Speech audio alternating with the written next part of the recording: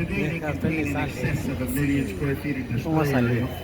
They house more than 120 vendors, and their anchor tenant is Macy's department store. They also house a theater complex, featuring 9 regular screens and one of the largest IMAX screens in the state of Texas. Daily, the IMAX plays a documentary entitled The Alamo Place of Freedom.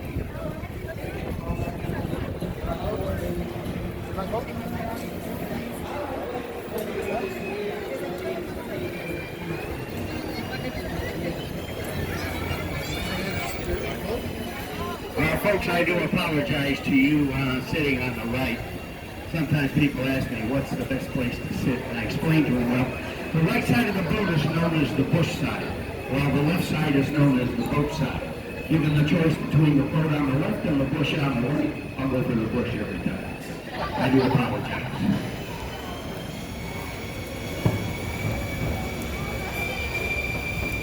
Abigail, look ahead. Can you see? Abigail. Now, folks, as we come up from underneath this bridge, if you look up to my right, over to the wall, you will see a bronze statue. It is the likeness of St. Anthony of Padua.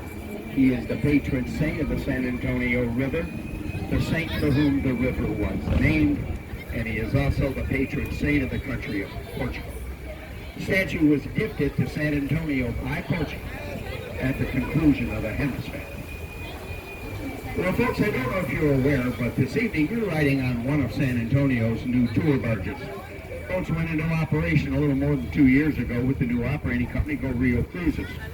They're rather special. Number one, they're city-owned and leased to the new operator. Number two, they're all electric, which makes them very quiet, very smooth. They track excellently, and they're super eco-friendly.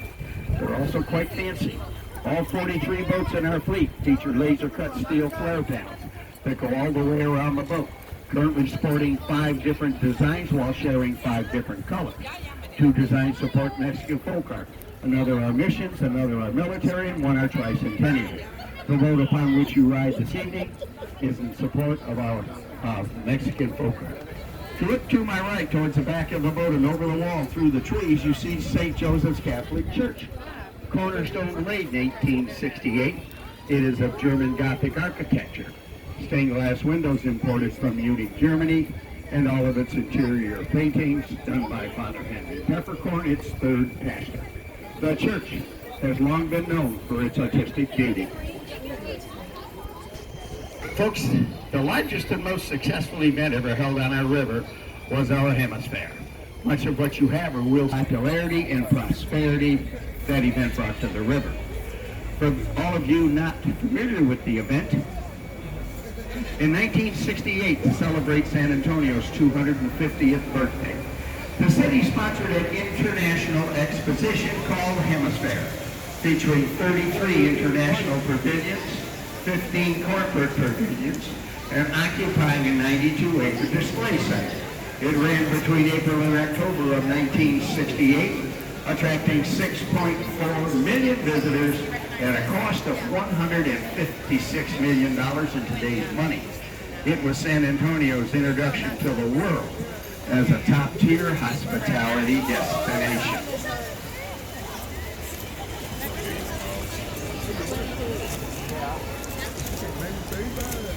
Now, folks, as we come up from it is a very unique building because it is of modular construction. Its first 4 floors were built in place. All the remaining floors, the ones with the balconies, were constructed off-site, transported here, placed in the hotel frame with a crane, and plugged in. Because when the modules arrived, they were 100% complete, containing all of their furniture, carpets, lamps, light bulbs, utilities. Even the beds were made and towels were in the bathroom. The building was built in a total of 202 working days from start to finish.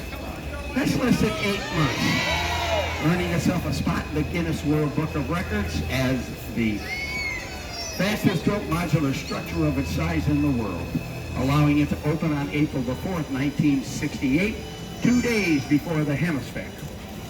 which also allowed all 500 of its rooms to be booked every night for the 6 months running of that event, because the hotel was the headquarters hotel for the Hemisphere. We're now in a portion of the water park known as La Villita, Spanish for Little Village. It is the highest natural elevation along the water park, occupied for centuries.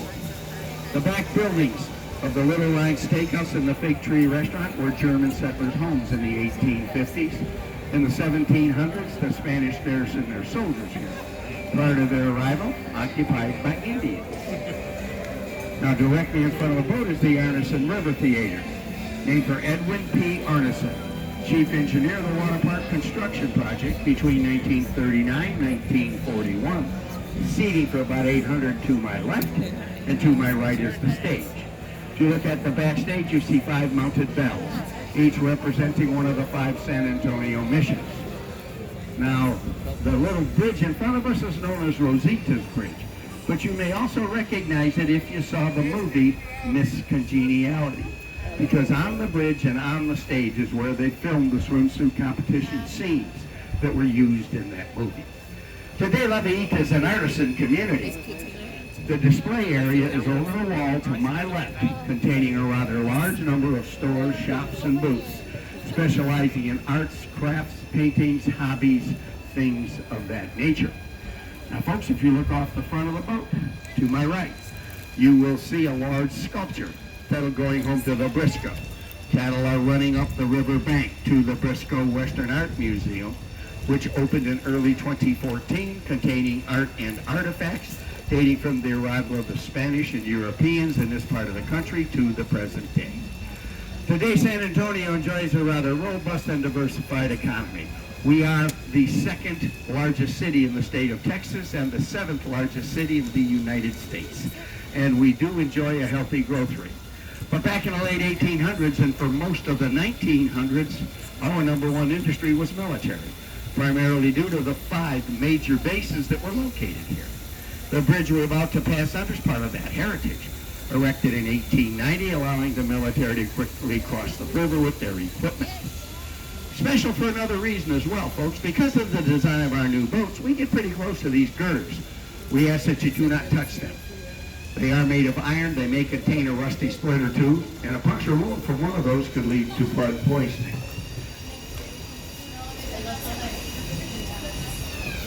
Yes?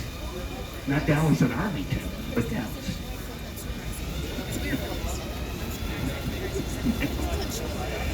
Folks, if you look to my right, you can see one of our more popular sites called Marriage Island. We average about 300 weddings a year on that small island. On the very tip is an iron sculpture called Father Massenet's Table. The building behind Marriage Island is the Hotel Contessa. Father Massenet's Table was placed on the tip of the island in 1991 to commemorate the 300th anniversary of Father Damien Massenet's arrival on the river with his missionaries. They said a mass, they blessed the river, and then they named it for the saint whose feast day was June the 13th, 1691, that they arrived. And that was St. Anthony of Padua. The city was founded in 1718 and taking its name from the river. Prior to that time, the river was known as the Anaguana, which is an Indian name translating roughly in English to calm waters. Now, folks, if you look to my right, you see the Westin Hotel. Opened in 1999, has earned the reputation of being the location of choice for visitors wishing to relax and recharge because it's on the quiet side of the river. Now, if you look up to my left, all the way to the top of the building, flying the American flag, that is the Tower Life Building. Opened in 1929, it is 404 feet high, has 30 stories, and is of neo-Gothic architecture. If you look all the way up to its top 2 floors, notice the gargoyles, animal-like creatures extending from each of the building's corners, engineered into the roof's drainage system, allowing excess rainwater to drain from the roof through the mouths of the gargoyles. Now, folks, if you draw your attention down to the bottom of the 2nd story, notice the grotesques.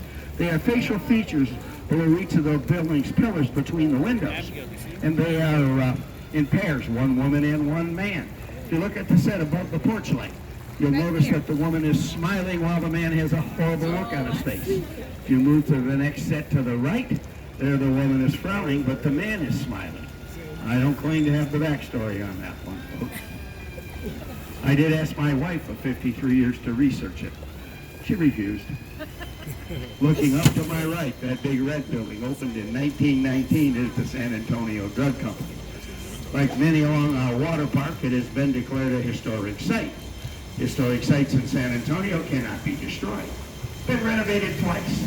The last time opening it was the Homewood Suites Hotel in 1995. Directly in front of the boat end up, the red building with the green tile roof is the Bexar County Courthouse. Opened in 1896. It is the largest and longest continuous operating courthouse in the state of Texas. You look up to my right, the big green building is our International Center. Opened in 1968 as the public library. Converted in 1998, today housing the NAFTA business offices of the United States, Canada, and Mexico, as well as the Convention and Visitors Bureau. Now, folks, if you look off the back of the boat, over my left shoulder and above the bridge behind me, it's the best angle you're going to get on the Tower Light Building. A little better view, a little bit. We are passing over floodgate number 4. If you look at the bridge head on either side of the boat, you can see the wear planes that show you how the floodgate rises. The green light. Hope you got good ears. The green light on the bridge told us the floodgate was firmly seated and was safe for us to pass over. September of 1921, San Antonio suffered a catastrophic flood. Water crested 9 feet above these bridges. 50 were known dead. Millions of dollars damage was done. At that time, San Antonio was the largest city in the state of Texas. If it was to survive, they had to fix the river. So the flood control system was designed and built between 1923 and 1929, consisting of a flood control channel and 4 floodgates. We are in the flood control channel, 700 feet long, 75 feet wide, from 12 to 18 feet deep, providing a bypass for the river when threatened with heavy rain and possible flooding. In the 85 years since the system's been in operation, there has not been a major flood along this portion of the waterfront. Now, folks, if you look up to my left at street level, you see San Antonio's collection of love locks. It is a tradition. Folks fall in love. They come down to the river. One asks the other to marry. The answer is yes. Some bring a lock. They attach it to the fence, remove the key, and throw the key in the river as a symbol of their eternal and everlasting love. Now, some folks not quite so sure, may bring combination locks. Now, folks, as we come out from underneath the bridge, if you look to my right, you will see the Drury Plaza Hotel. Gets its name from Main Plaza, which is to my left. Now, today, Main Plaza is the city park. But as we pass the park, if you look up its steps to my left, you will see the twin towers of the San Fernando Cathedral, one of the oldest churches in the United States, and in 1731, it served as the anchor building for Main Plaza as it became the first municipality founded in Texas.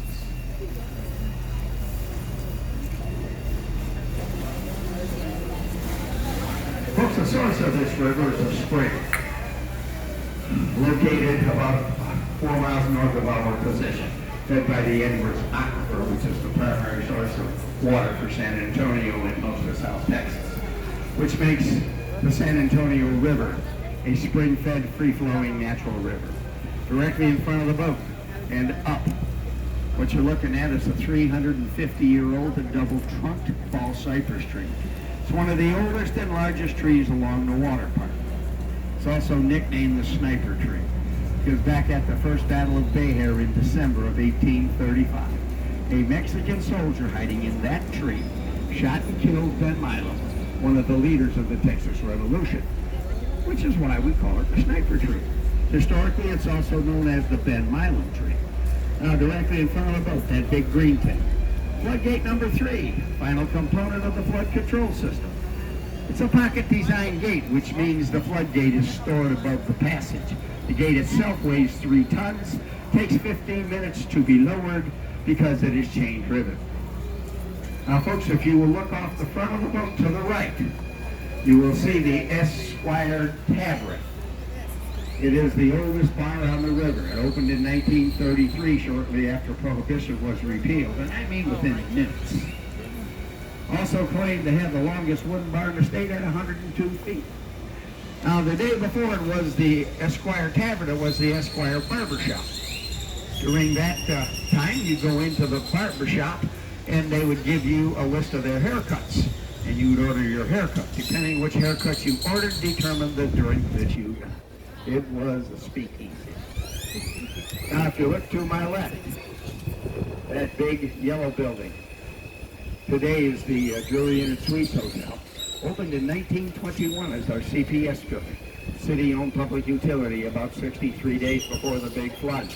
When you want to know how much water was in the river during the flood of 21, look through the windows of the hotel to my left. Notice the chandeliers. They were there, they would have floated down the river with the rest of the debris.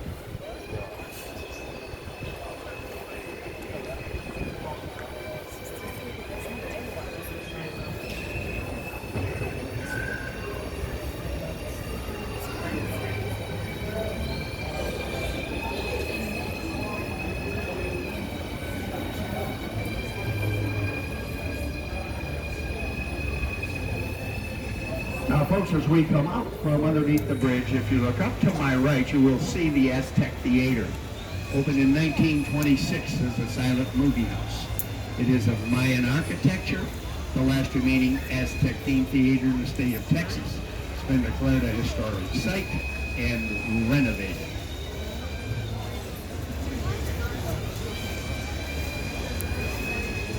Reopened in 2006 for special occasions. Now, that little footbridge in front of us historically is known as the Robert H. Huckman Bridge, in honor of the architect that designed the river wall. But it's been nicknamed Selena's Bridge, in honor of Selena Quintanilla Perez. She was a very popular Tejano singer in the 80s and early 90s. Jennifer Lopez had a scene filmed on that bridge that was used in the movie Selena. You look up to my right. The yellow and the red building is the Macara Hotel and Spa. Between 1901 and 1923, it was the site of the L. Frank Saddlery Company, manufacturers of leather horse saddles and harnesses. Today, samples of their products are on display in the hotel's lobby. If you look up to my left, folks, that big white building is the Omni La Mansión del Rio Hotel. Opened in 1853 as the St. Mary's School for Boys, which evolved to the St. Mary's Law School and later converted to St. Mary's University. When they outgrew the building in the mid-1960s, they moved their campus to West San Antonio.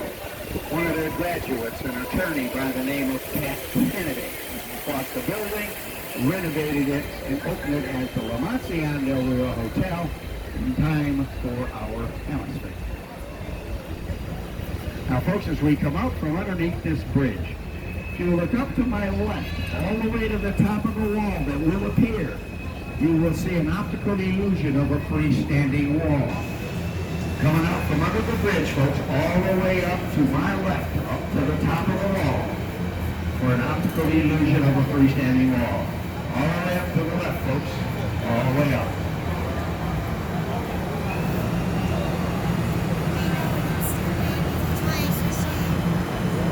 Today, that building is in transition. For the last 90 years or so, it was the next hospital. It is now being renovated and repurposed for residence, hotel, apartments, or condominiums. Now, folks, if you look off the front of the boat and up, that big white building is the Hyatt Regency Hotel. Opened in 1981. But before it was built, its design was shadow tested because the building stands directly in front of the Alamo, and the city fathers would not allow its shadow to deny the Alamo the setting sun. So they limited its height to 16 stories by permit. The original request was for 30 stories. Folks, as we come around the corner, if you look at river level to my left, you see two sets of double doors. Signage above those doors in Spanish reads passage to the Alamo.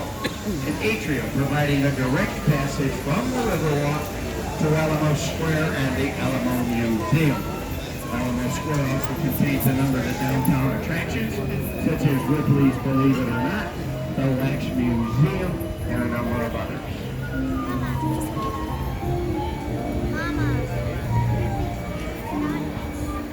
That's what Daddy does.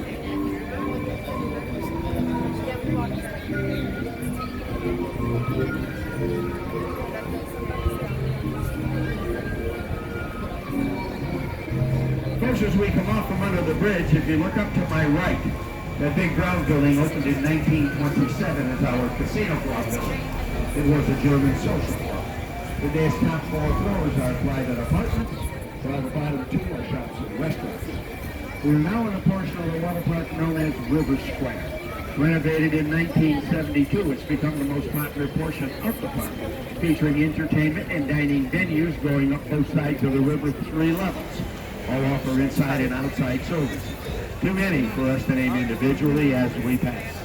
To my right at river level, see a number of the vendors headquartered in River Square. Folks offer for sale just about anything a visitor might care to purchase while at the water park. The Riverwalk, as we cruise it this evening, was designed by Robert H. Hugman in 1928. The city approved his plans in 1929, but because of the Depression, construction was delayed until 1939, completed in 1941 as a WPA project at a cost of $430,000. Now, folks, if you look off the front of the boat up to the left over the bridge, you'll see a large orange sculpture titled The Torch of Friendship, given to the people of San Antonio by Mexico in 2002. If you look up to my right, you see a cylindrical building, one of the oldest along the water park, known as the Clifford Building, that opened in 1890. As we pass, notice the signage on its balconies below the green hand railing. It reads R.H.H. Hugman, Architect. In 1941, when construction was first completed on this portion, Robert Hugman, the river's concept architect, was the first person to locate a business at river level, making a point to his peers who had flooding concerns that because of the flood control system, their businesses would be safe. If you look to my right, folks, you see the Caserio restaurant, the oldest along the water park, opening in 1946, pioneering riverside dining and all boating activities along the San Antonio River.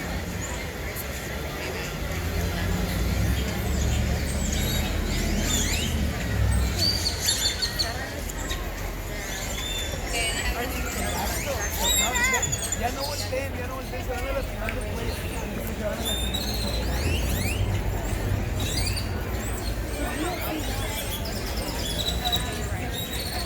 Yeah, I'm looking at that.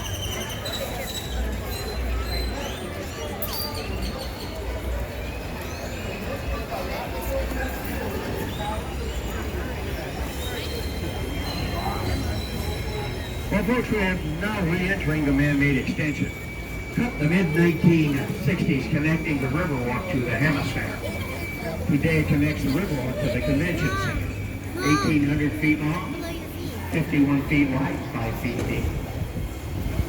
As we continue our tour this evening, the fact that we're able to tour the water park while riding in this boat can be attributed, at least in part, to the efforts of 2 ladies.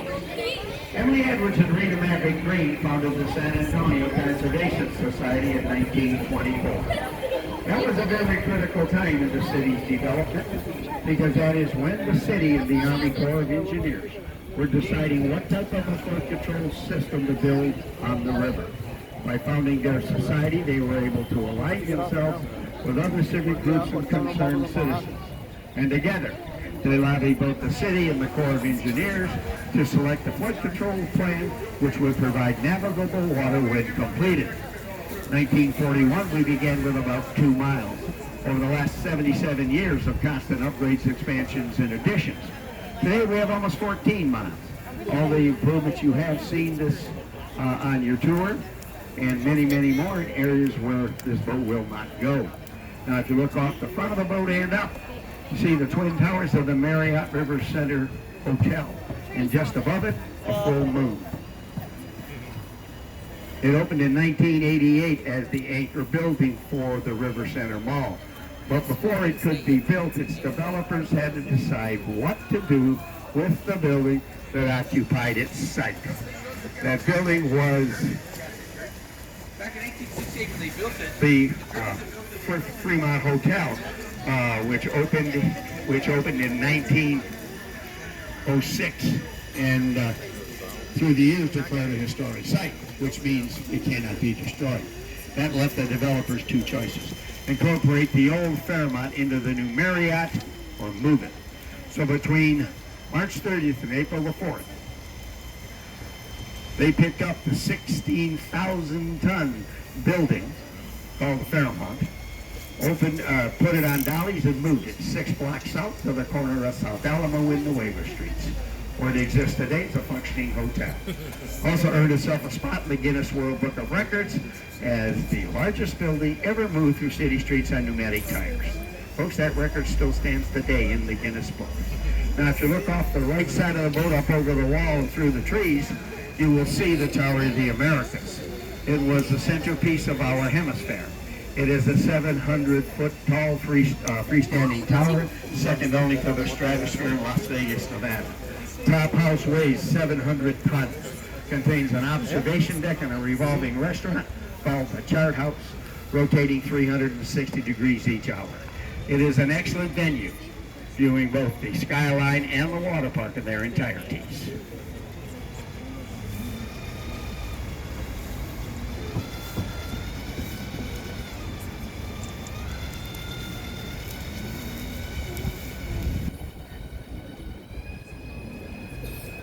Well, folks, as we come around the corner here, we enter the Convention Center extension. Directly in front of the boat is the San Antonio Convention Center. It opened in 1968 as an exhibition hall for our hemisphere. But as the hospitality industry grew and conventions became a major source of revenue for the city, the center was upgraded, enhanced, and enlarged a number of times. ¿Oh? Habrá hacerlo si tiene frío. Technologically speaking, it is state-of-the-art, and it was named for Henry B. Gonzalez. He was the first Mexican-American to represent the state of Texas in the United States House of Representatives, serving San Antonio from 1961 until 1998 in that capacity. Now, folks, if you look up to my left, you will see a mosaic. The mosaic is titled Confluence of Civilizations, created by Juan O'Gorman for the hemisphere. To give you an idea of its meaning, look at the center. You see a woman, a man, and a child. Representations to the right of the man depict civilizations of the old world, beginning at the far right wall with Greece and Rome and moving to the present day in the center. Representations to the left of the woman depict civilizations of the New World, beginning at the far left wall with civilizations existing prior to the arrival of the Europeans, and again moving to the present day in the center.